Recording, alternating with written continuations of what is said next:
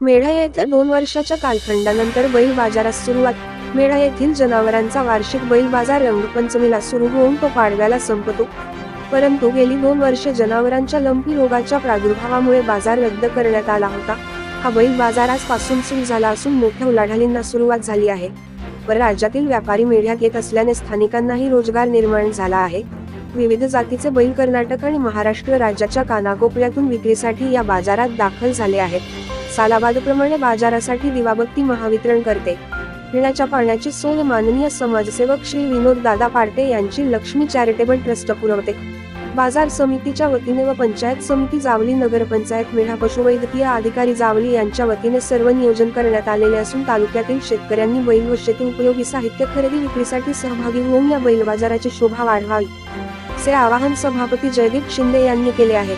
तसेच आजच्या बैल बाजारच्या उद्घाटन प्रसंगी उपस्थित सर्व मान्यवर सभापती श्री जयदीप शिंदे, माननीय सभापती श्री राजेंद्र शिंदे, समाजसेवक श्री विनोद दादा पार्टे, श्री हनुमंत शिंदे, श्री मनेश फरांदे, श्री तुकाराम शिंदे, सौ कमल दळवी, श्री सचिन करंजेकर, श्री शंकर खामकर, सचिव श्री महेश देशमुख, श्री राजेंद्र कोकरे, श्री संजय शिंदे, तालुक्यातील शेतकरी तसेच व्यापारी उपस्थित होते। न्यूज मराठी लाईव्ह प्रतिनिधी श्री चंद्रशेखर जाधव यांच्यासह प्रतिनिधी श्री जितीन वेंदे, मेढा जावली।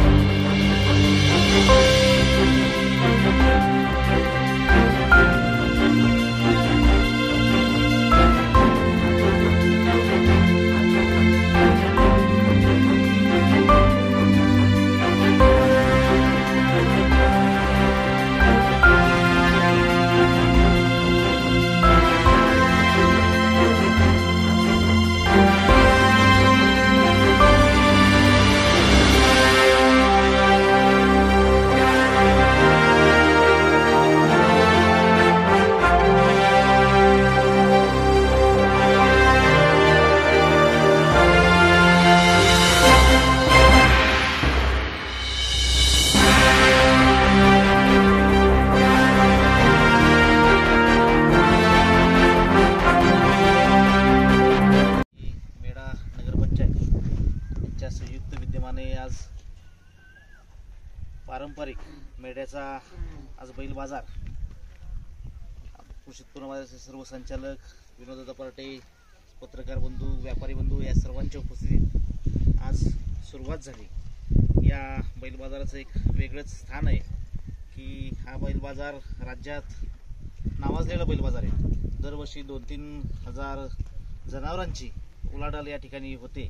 या बैल बाजारास आपले सामाजिक कार्यकर्ते विनोद दादा पार्टे यांनी पाण्याची व्यवस्था या बैल बाजारासाठी आवर्जून केली। त्यांचं मी बाजार समितीच्या वतीनं मनापासून धन्यवाद देतो। दरवर्षी त्यांचं सहकार्य लागतं, इथून पुढेही अधिकचं त्यांचं सहकार्य आपल्याला लाभेल। मगाशीच सांगितलं, अजून अधिकचं नियोजन करता येईल। निश्चितपणे मी त्यांचे आभार मानतो। तसेच मेढा नगरपंचायत इलेक्ट्रिक विद्युत वितरण कंपनी यांचंही मी मनापासून आभार मानतो। आलेल्या सर्व शेतकऱ्यांचे, व्यापाऱ्यांचे मनापासून मी धन्यवाद देतो। त्यांची कुठली गैरसोय होणार नाही याची काळजी नक्कीचपणे बाजार समिती घेईल असं आश्वासन देतो। आणि